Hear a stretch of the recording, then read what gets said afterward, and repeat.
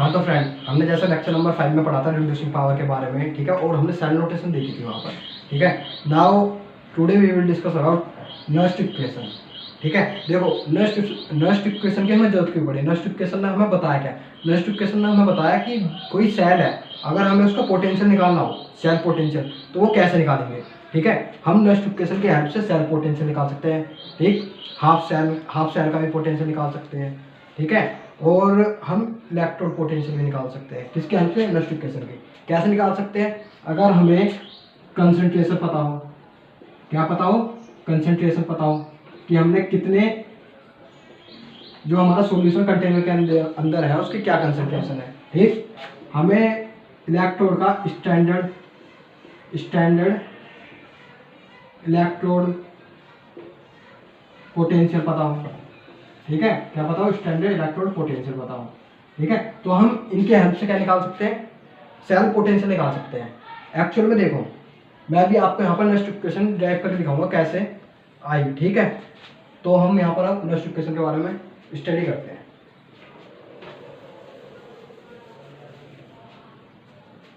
देखो, कुछ thermodynamics term है, जैसा हमारी आपने ये इक्वेशन 11th क्लास में पढ़ी होगी, डेल्टा जी इक्वल्स टू, ठीक है, डेल्टा जी नोट, ठीक, प्लस आर टी, ठीक, एल एन मतलब natural log Q.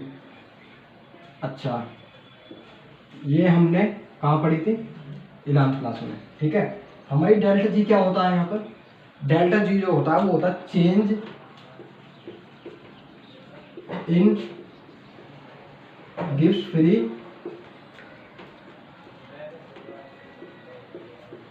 Free energy, ठीक है। ये क्या होता है हमारा delta G. Delta G note क्या होता है, देखो मैंने अपने प्रीवियस लेक्चर में बताया था कि जहाँ भी हम नोट डिनोट करते हैं, मतलब नोट से कोई नोट लगाते हैं किसी चीज़ के ऊपर, वो हमारी स्टैंडर्ड चीज़ों को बताता है। तो ये हमारी क्या है, standard gives free energy, standard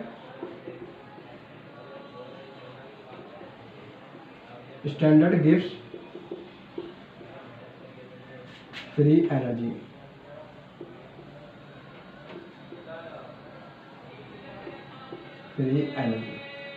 ठीक। और हमारा आर जो है वो क्या है, आर है हमारा गैस कांस्टेंट। अरे जो हम यहाँ पर वैल्यू, वैसे तो इसकी अलग अलग वैल्यू होती है, ठीक है, आर की, लेकिन हम कुछ इक्वेशन में इसकी वैल्यू यूज करते हैं 8.314 जूल पर केल्विन पर मोल। अभी मैं बताऊंगा यहाँ पर कौन सी यूज होगी, ठीक है। अलग अलग जो है हमें क्वेश्चन के हिसाब से इसकी वैल्यू यूज करनी पड़ती है कि हमारा क्वेश्चन क्या कह रहा है, तो हमें किस हिसाब से उसकी वैल्यू यूज करनी है, ठीक है। यहाँ पर हमारा टेम्परेचर को हम डिग्री सेल्सियस में नहीं रखते यहाँ पर, क्योंकि मैंने भी बताया joule per mole per kelvin, R की वैल्यू केल्विन में होती है पीछे, यूनिट सॉरी। तो जो हमारा टेम्परेचर है हम उसे भी किस में रिप्रेजेंट करते हैं, केल्विन में, ठीक है। हमारा यहाँ पर टेम्परेचर, और किस में मेजर करते हैं, इसमें डिग्री में नहीं रखते यहाँ पर, हम किस में रखते हैं, केल्विन में, केल्विन, ठीक है। और ये क्यू जो है हमारा, क्यू क्या है, क्यू होता है हमारा रिएक्शन कोटेंट, क्या होता है, रिएक्शन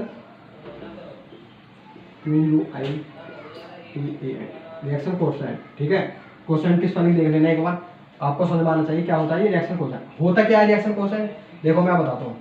जैसे हमारी कोई इक्वेशन है, ठीक है, ए बी प्रोड्यूस सी, ठीक है, सी प्लस डी। अब देखो मुझे इस इक्वेशन का रिएक्शन कोशेंट लिखना है। रिएक्शन कोशेंट कैसे लिखूंगा मैं, Q इक्वल्स टू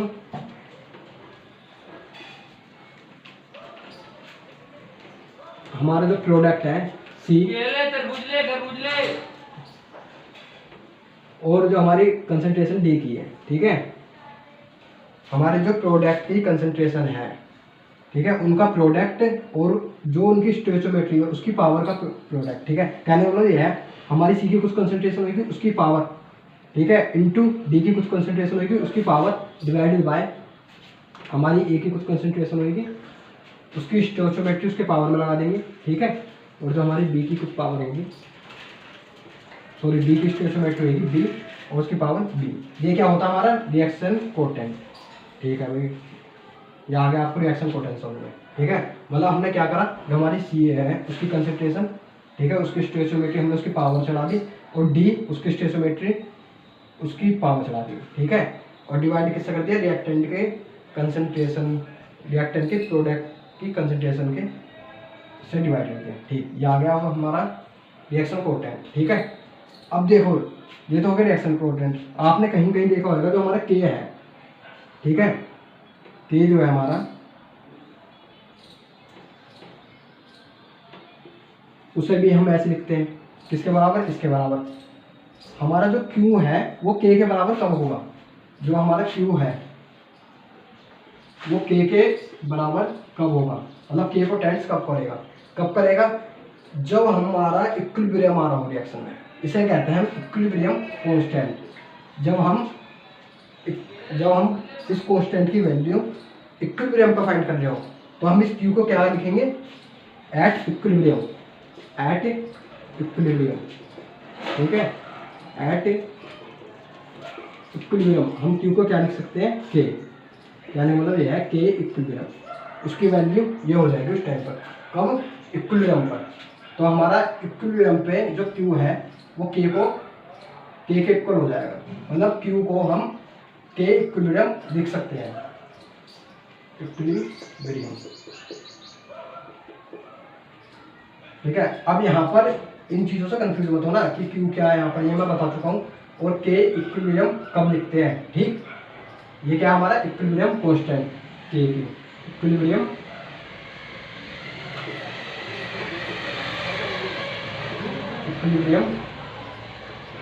कांस्टेंट, ठीक है फ्रेंड। ये आपको ये बेसिक चीज थी जो इससे नेक्स्ट इक्वेशन से पहले समझानी जरूरी थी।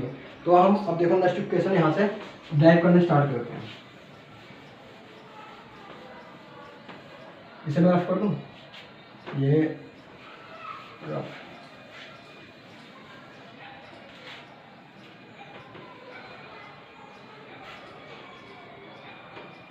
देखो भाई डेल्टा जी क्या होता है हमारा, मैंने आपको फर्स्ट लेक्चर में बताया था, फर्स्ट या सेकंड में, जो हमारा डेल्टा जी होता है वो यहाँ पर हम -NFE लेते हैं।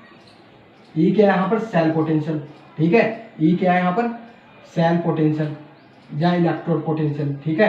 एफ क्या है यहाँ पर, एफ है यहाँ पर फराडे, ठीक है, मतलब एक मोल इलेक्ट्रॉन पे कितना चार्ज होगा, फराडे कांस्टेंट। इसकी वैल्यू क्या होती है, एफ की यहाँ पर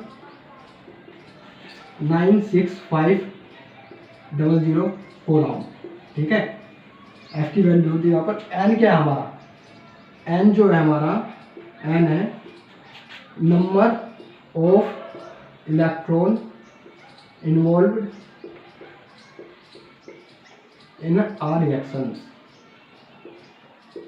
ये भी मैं बता चुका हूँ आपको पहले कि मतलब कितने इलेक्ट्रॉन इन्वॉल्व कर रहे हैं। जैसा हमने गैलेक्सी सर में देखा था कि Zn 2+ में कन्वर्ट हो रहा था, ठीक है, तो वहाँ पर 2 इलेक्ट्रॉन ही तो इन्वॉल्व कर रहे हैं, 2 इलेक्ट्रॉन ही तो लूज हुए थे, ठीक है। ऐसी कि हमारी रिएक्शन के अंदर कितने नंबर इलेक्ट्रॉन इन्वॉल्व है, ठीक है, इलेक्ट्रॉन का इन्वॉल्वमेंट, ठीक है। ये हो गया हमारा एन भी हो गया, एफ भी हो गया, फराडे कांस्टेंट जिसकी मैंने वैल्यू आपको बता दी है, और ई यहाँ पर हमारा इलेक्ट्रॉन या सेल पोटेंशियल, ठीक। ये तो हो गया डेल्टा जी, और हमारा delta G note same SEM NFE note, बस जो यहाँ पर ई होगा वो स्टैंडर्ड पोटेंशियल होगा हमारा, ठीक है। ये हो गया हमारा delta G notes, delta G समझ में आ गया, डेल्टा जी नोट समझ में आ गया, ठीक। अब देखो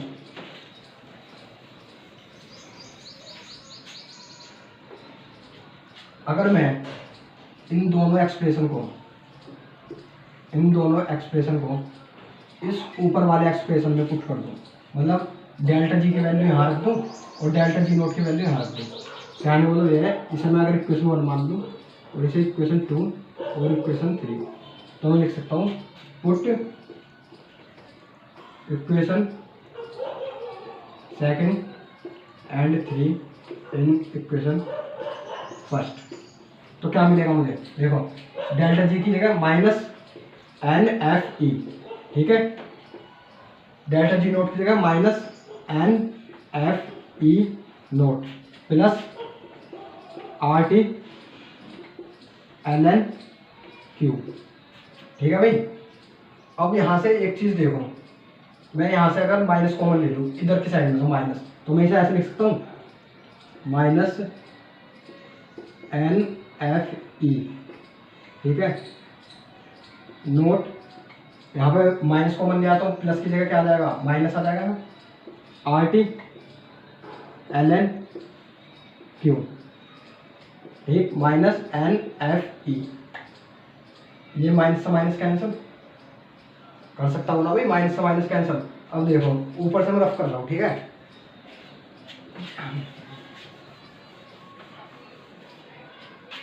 देखो इसे ही माइनस NF, अब यहाँ क्या बचा हमारा NFE इसको टू NFE नोट, ठीक है, माइनस RT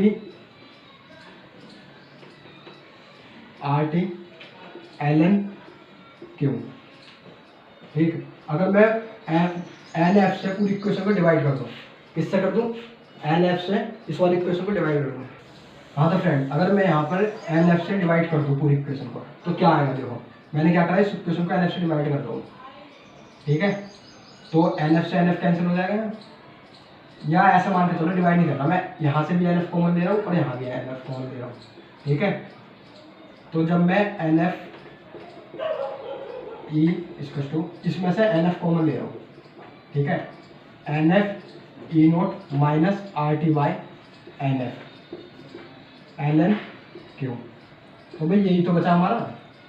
मैंने यहाँ से NF कॉमन लिया इस वाले में, इधर से NF अगर मैंने कॉमन लिया तो यहाँ से NF कॉमन आ गया, यहाँ पे NF था नहीं इसलिए यहाँ पर क्या आ गया, NF RT के नीचे डिवाइड। फिर कैसा है देखो, अगर मैं NF को मल्टीप्लाई कर दूँ ऊपर नीचे, इसका मतलब 1 ही तो होता है। तो मैं यहाँ पर मैंने NF मल्टीप्लाई कर दिया, मल्टीप्लाई और डिवाइड कर दिया NF से RT LN Q में। अब जब मल्टीप्लाई और डिवाइड करा तो NF मैंने कॉमन ले लिया, यहाँ भी NF था यहाँ भी NF था, बचा कहाँ का NF, यहाँ का, ठीक है। अब देखो NF से NF कैंसिल कर सकता हूँ यहाँ पर, ठीक। अब क्या बचा यहाँ, E equal to E naught minus RT NF LN Q, ठीक है भाई। यही क्या होती है हमारी, असल में यही हमारी क्या होती है नॉइस्ट इक्वेशन, ये E equal to E naught minus RT by NF LN Q।